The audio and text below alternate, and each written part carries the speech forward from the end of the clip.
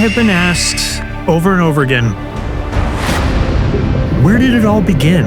What captivated your fascination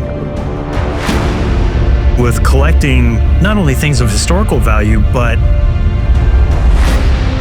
it really stems back to growing up in Florida and walking along the beaches and going, oh my God, that's a shark tooth.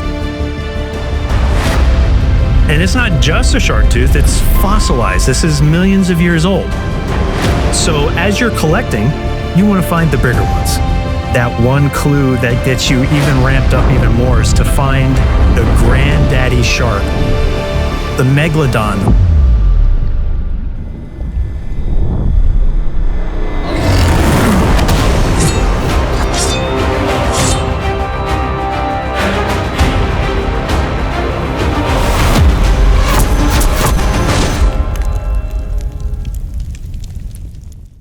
Welcome back to History Roundtable, the show where we often show off cool items and even cooler stories that they hold.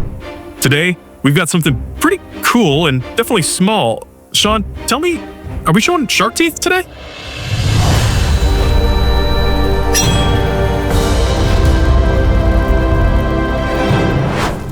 Well, I have to bring this a little bit closer. Welcome, everybody. So, I have been asked over and over again, where did it all begin? What captivated your fascination with collecting not only things of historical value, but it really stems back to growing up in Florida and walking along the beaches and going, oh my God, that's a shark tooth. And it's not just a shark tooth, it's fossilized. This is millions of years old. And Tony's gonna have to zoom in on these because they're so small. But so I would just ask, how many of you out there have walked the beach and found a shark tooth yourself and went, holy cow, there's even more, and now you start collecting these things? Well, it became kind of a family affair when I was little. We would go to Venice Beach in Inglewood Beach on the west coast of Florida, and especially after a good storm, and you'd have a great chance of finding fossils. And the coolest ones were the shark teeth, of course. Now, these are all well and good. You're always, of course, once you start looking into the shark teeth, that there were all sorts of different species of sharks, and they grew to all different sizes, and they had different styles of teeth. And you also have to understand, well, why are there so many of these teeth on the beach? Well, if you've ever seen the inside of a modern day shark jaw, you'll have your front sections of teeth. Like, we only have one set, lower and upper. Sharks, they have multiple rows that go deep down into their jaw, both upper and lower. So when they're feeding, and if it breaks off in their jaw, that next one right behind it moves right into place. And I don't know how many teeth a shark could lose in its lifetime, but hundreds, I would guesstimate. So that's why there are so many of them well preserved today. So as you're collecting, you want to find the bigger ones, because you're thinking, well, okay, that shark was maybe, 6, 8, 10 feet long. Well, then you find that one clue that gets you even ramped up even more is to find the granddaddy shark, which was the prehistoric great white. Now, I'm going to butcher the name because the pronunciations of these names can be depending on geographically where you are. So it's the Megalodon or Megalodon or Megalodon carcharodon. There's so many different pronunciations of this, but let's just put it this way. It's a huge, huge shark. So I was lucky enough to find a larger. Now we're getting impressive. Oh yeah. So these guys, okay, that's nice. These are kind of a dime a dozen. If you can find a large Megalodon tooth. Now, if you can imagine, this shark was in excess of 30 feet, maybe even 40 feet, and you don't know exactly, was this tooth towards the side of the jaw where they were smaller, or more towards the center where they were larger? And was this the lower or the upper? So there's a lot that goes into this, and you have to remember, you're looking at something here that's in excess of 10 million years old. Yeah, it's for us to talk about an antique flintlock that's, a couple hundred years old, that's that. But this, I mean, millions of years, and this is now turned to stone. This is wonderful, but of course, I want the best. I want to go after the biggest and baddest. And now, mind you, these sharks would eat small animals, smaller fish, maybe even some land animals if they could get to them. This shark was eating something the size of a cow. Now, what I'm about to show you is the Holy Grail. Yeah, look at that thing. There's nothing like finding a complete specimen of this size. This is 6 3/4 inches, and how they measure it is from the gum line to the tip of the tooth.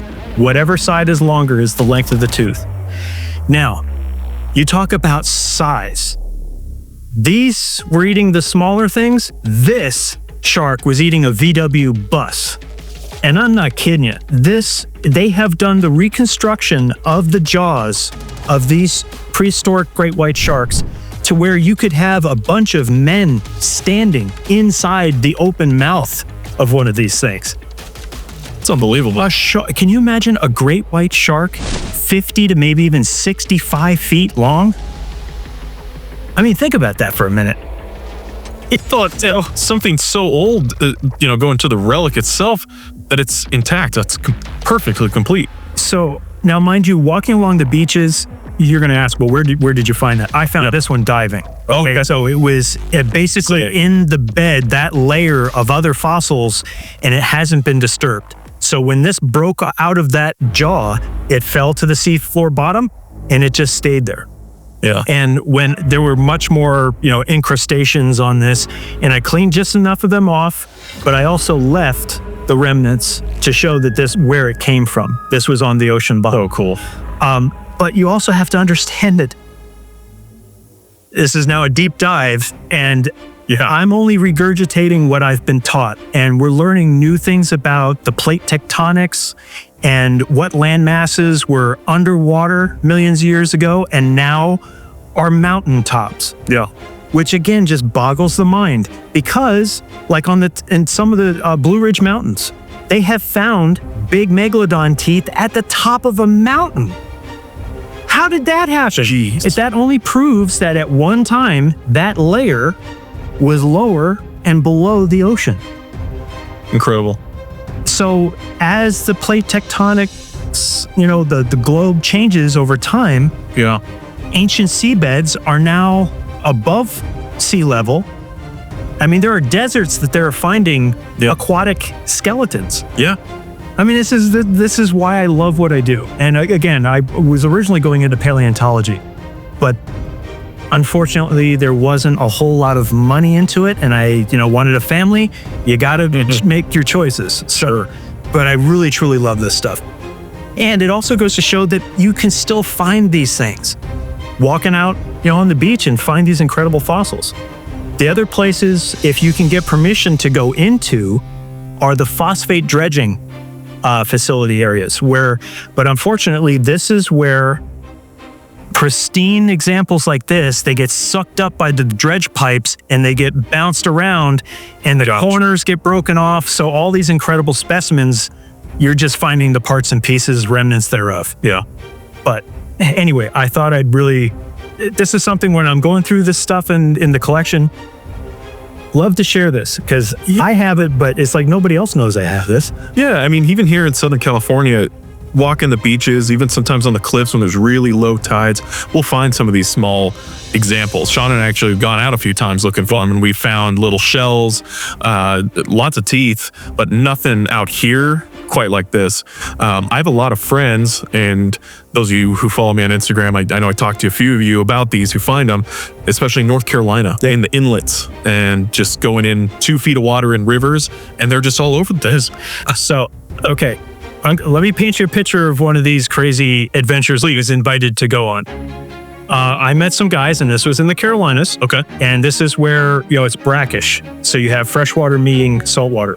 And I've done this in Florida as well. But I got to draw the line somewhere. So the one guy, and he's like, we have to dive. This is not snorkeling. And visibility is going to be bad. And we're going to be doing this at night. And I went, at night? Oh, jeez. So I know the area. I know what lives there. And I'm going, wait a minute. He's like, I know what you're thinking. You're going to probably, with the lights on, you're going to see maybe an alligator move over to the side. That's just me pushing him out of the way. And I went, jeez. Wait a minute. You want me to follow you as you're, and he goes, yeah. Well, you're going to follow me and you're going to be feeling around in the mud. And I'm like, wait a minute. But who's behind me? I'm like the food if an alligator comes up behind you because you just pissed him off, telling him out of the way, he's going to circle back. Absolutely. That now I know my real purpose. I'm the decoy. That's right. So he can get all the tea. Needless to say, after he was very truthful, I said, nah, it's just not worth it. So I found some other places to go, but I have had my other, really scary encounters with alligators where you just don't think they are, and then they are. Yeah. And then what do? It's this, and I've had experiences with sharks too, that's for another time. Yeah. But the other thing I wanted to point out before we lose sight of this, and Tony, you're going to have to get in, and we'll get some B-roll magnified shots of this. This tooth is so well preserved. You'll see that there's serrations here on the edge, and these are still sharp to this day. If I were to put pressure with my finger and run my finger down this edge, it would cut my finger. That is insane, and this is over 15 million years old. Jeez. It's just baffling to me. Any other questions?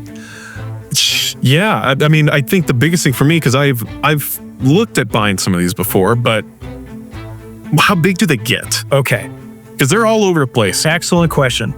So obviously, when you're a diehard collector of these things, you want the largest and the most complete, well-preserved specimen. Yeah. Like this. This is, there's no restoration. And that's the other thing. If you go on eBay, you're going to find a lot of teeth for sale. Read the fine print and really know what you're looking at. Yeah. Because a lot of guys are taking real teeth and building out what's missing. Some will tell you this, others won't.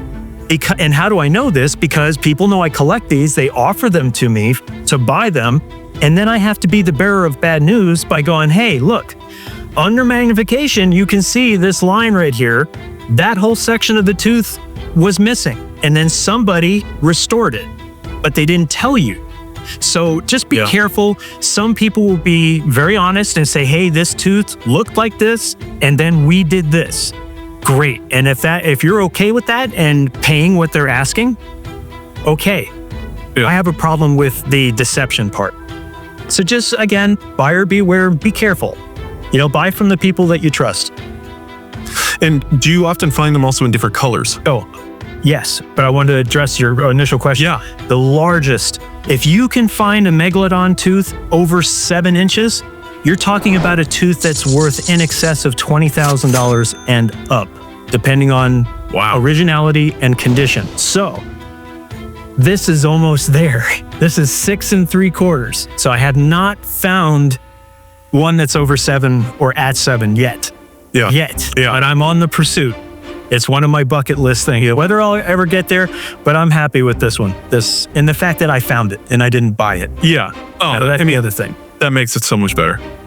So when you often see them online, because the only ones I've ever seen were typically black. Okay. Can you find them in other colors? Colors. Yeah. Now, depending on the matrix that this was encased in, that color will translate or transform the actual tooth into that same color. So I'll have teeth that are more of a brown or in lighter color. Well, some people will say, well, that's maybe not as old, which is true. It could be that, but generally speaking, it takes on the color of the matrix that it was surrounded in. Gotcha. Okay. Yeah, because I've seen all sorts of different fossils that have been professionally conserved, and a lot of them are that black, dark, kind of coal color that you have up here. But some of them I do see will have like a lighter color. So I always wondered if that was in relation to the sediment it was found in, or if it was actually... Some of the best specimens that are in museums are found in coal mines. Wow. And they are jet black, as is all the other fossils in there. Again, because of the matrix it was surrounded by. So Sean, paint me a picture about what was going on at this time. Okay.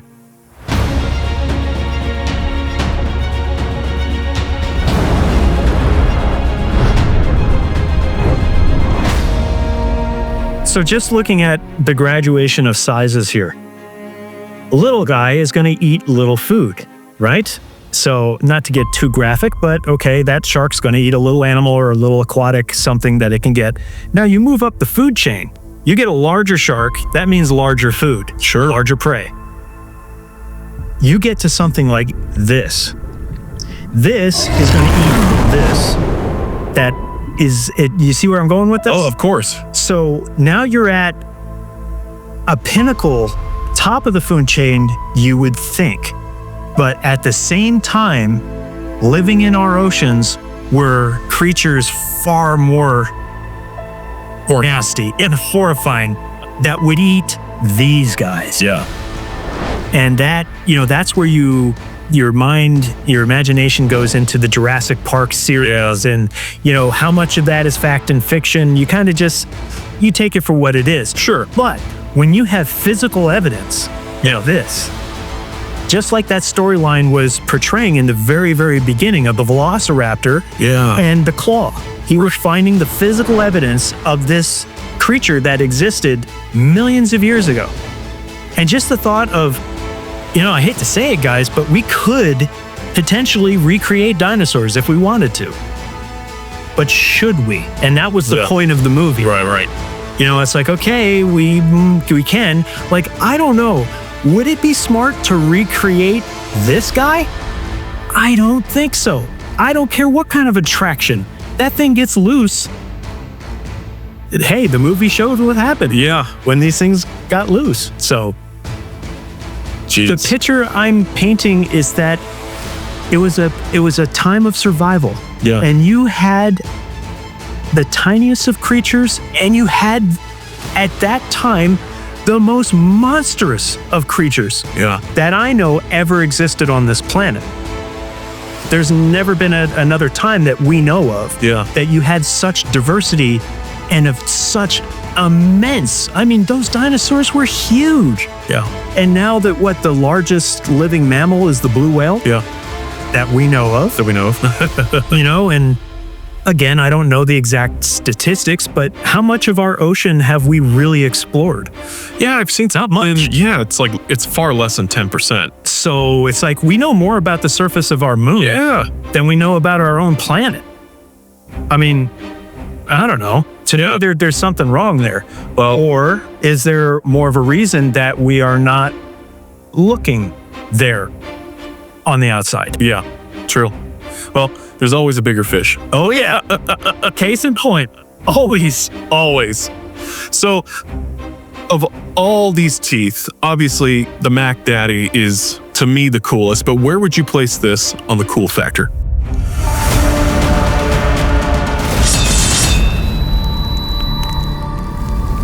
All right. Well, I've already kind of said it.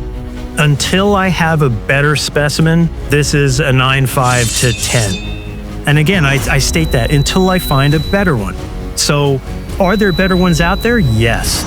But we're talking about what's on the tray today. So I'm going to rate this right up there. Yeah. And, these are all the other study specimens that led to this. Yeah. And every there's a journey with every collector. Yeah. And that's what I'm sharing here. And this is kind of where it all began. And then that led to looking out over the Gulf of Mexico going, okay, pirates, Spanish, wait a minute. Yeah. And then shortly after finding, and I'll have to dig it out for the future, I actually found a dagger handle on the beach. Wow. From the 17th century. And that's what was the turning point. I'm like, well, if this is on the beach, what is out there? Is there a shipwreck or something out there? And this is when I was like 8 years old. Yeah. And again, looking at National Geographic magazines about treasure ships, and how can you not get sucked into that vortex? Yeah. Well, when I produce the movie of your life, I'll start off with a kid pulling like Jumanji, pine out of the beach. Well, guys, we're just sharing stories here. So again, if you like what we're doing, help us, help you. We will provide more content. We are reading the comments. We would love to do more and more of this, but this is kind of what is going to segue to what we are going to be implementing. Now, Tony, with your permission, we're going to try and do this Patreon thing. We're learning about it, but we are funded. Yes, we are providing our own monies to produce this for you guys. And yes, we're hoping that this is going to help our businesses as well, but our budget is small. So we are learning from others that are doing the same thing, that Patreon is a way that you can help us provide what you're looking for. And in a sense, help us help you. So we're going to come up with different options and tiers to where the subscribers can maybe then get more insight to what we do. We're going to offer all sorts of different tiers. And again, this is all about money. Yes, it all has to do with money. But we want to do bigger and better things for you. But there comes a point where we're going to need some help and maybe give us some latitude to go out on the road. And because we want to do that, but again, we have bills to pay. So we're all trying to figure this out, but this Patreon thing is very interesting and it's something we're looking into. So kind of stay tuned for this. And I think it's the right time to do this because again, we're reading, we are being receptive to what you are saying to us. We want to provide more, but we know that we've kind of hit our limit. So this is maybe a way that everybody can win, if that makes sense. No. So anything to add to that? No, I mean, that kind of covers it. We're doing a lot of this, all of this out of our pockets. So we want to be able to expand it. We want to show you so much more. We have a lot of locations that we plan to go to. We have a few artifacts that, especially here in California, that we've acquired that we'd love to go to back where those were found.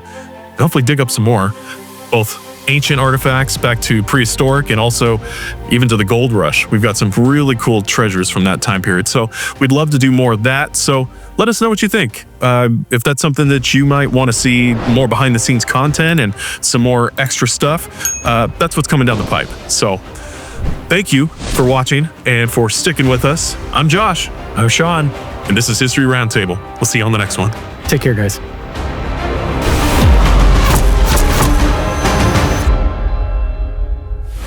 History Roundtable, an all-new season. Don't forget to like and share your favorite episodes. And to learn more about the artifacts on the show, visit tortugatrading.com and commodorecoins.com. Till next time.